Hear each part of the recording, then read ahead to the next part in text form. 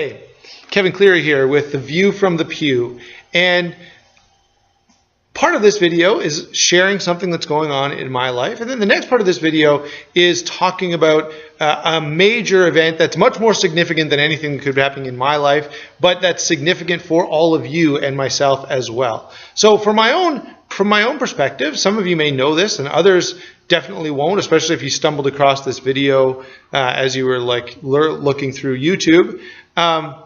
We're having a new baby at our house. My wife is expecting, and all of the preparation that goes along with that is keeping us really busy. We've got a room to renovate. We've got furniture to secure. We've got old furniture that was used for our first baby to put back together. We've got clothes to make sure we know where they are, or clothes to buy in some cases. We've got, bottles and formula and baby bathtubs and bouncy seats and not castles.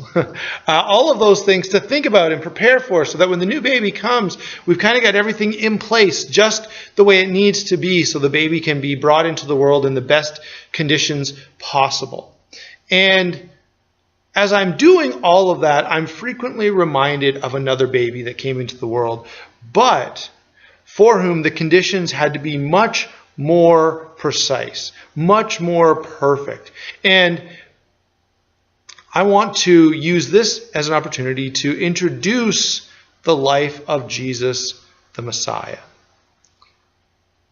Think about for a minute, if you've ever prepared for a new baby coming into your life, all of the things that you had to do, all of the things that you had to prepare, all the things that you made sure that were in place, and even after the baby came, all of the inoculations and doctor's appointments and things that you had to make sure were done. And now, as a child ages, you're registering for school and making sure that there's back to school clothes. And all of these things go on, and you put them in place to make sure that the life of this young person who you're responsible for can kind of go off without a hitch, that the things that need to be achieved can be achieved and everything can work well.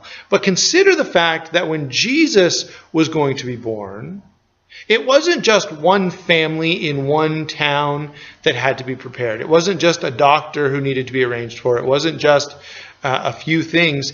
It was the whole world that was prepared for the arrival of Jesus, the Messiah.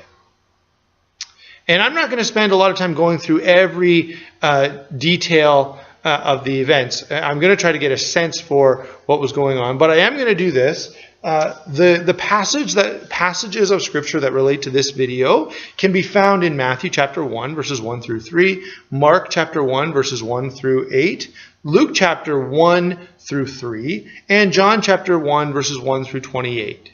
So you may need to play those again. I'll try to put them in the comments section, annotate them here so that you can kind of follow along with what we want to say. But now that you kind of know where the passages of Scripture are, I would encourage you to read those. But consider all of the things that went into place in order for the time to be right for Jesus to come into the world. At the time, the Romans were in power. The Roman Empire was the most powerful empire in the world. And in order to connect that empire, they built roads, good roads, safe roads, and they patrolled those roads. How would they know that they were going to be used for the spreading of the gospel? Well, they wouldn't, but God knew. And so Rome was in power when Jesus came as the Messiah. Greek was the common language spoken everywhere at the time. Alexander the Great had conquered the known world a few hundred years before this and had made everyone adopt the Greek language. Well, that was a good way for Alexander to consolidate culture and have some commonality through the empire. But little did he know that that common language is going to facilitate the spread of the gospel, to allow those who would follow Jesus as he grew up and matured to be able to take that message to the whole world that much more easily. There was peace and safety so that people could travel and that news could move around without a considerable amount of fear of, some warring tribe or nation wiping out you and your whole party. You could travel by boat on the Mediterranean. The Romans had secured it. You could travel, as I said, by roads. You didn't have to worry about political and civil unrest. The Romans were excellent at controlling all of that. And so there was relative peace.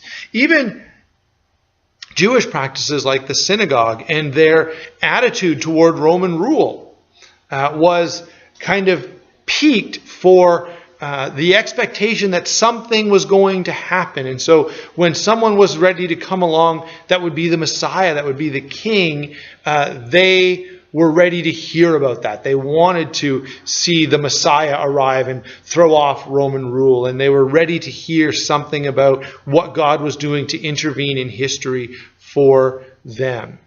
And so all of those things, although they're extra biblical, are things that by providence were put in place so that when the Messiah arrives on the scene, the gospel would be primed to spread, so that Christianity could be as successful as possible, so that Jesus' followers could share the truth about who he was and what he's done as effectively as possible. After considering those things that are kind of extra biblical, that are political and geographical and historical, there are things inside Scripture that we need to consider. Consider, for example, that this child needed to be born of a virgin, born in Bethlehem, announced by angels, come from the right family. And if you read Matthew chapter 1, you'll see, and Luke chapter 3, those family lineages.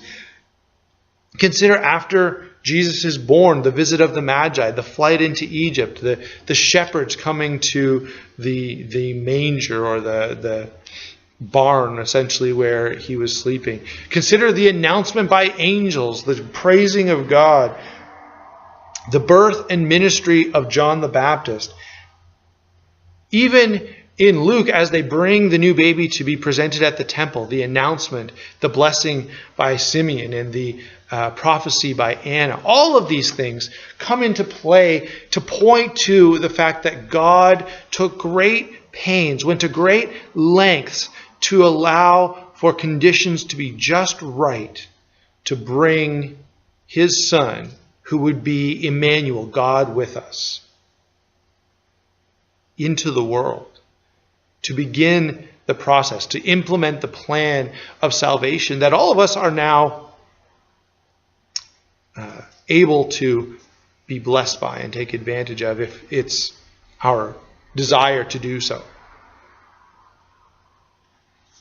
As you read these passages of Scripture, and again, one more time, Matthew chapter 1, Matthew 1 through 3, Mark 1, verses 1 through 8, Luke 1 through 3, and John 1, 1 through 28. You read about all those things that I've mentioned. You read about the things that are said and done by Mary, by John the Baptist, by Joseph, by the angels, by God himself.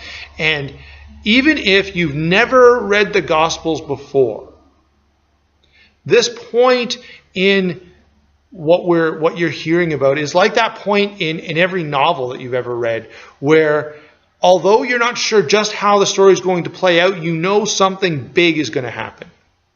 The anticipation, the excitement is almost palpable as we prepare for something, as we prepare to witness the work and ministry of Jesus, his teaching, his preaching, eventually his death, burial, and resurrection. All of those things begin to be set up right from the start.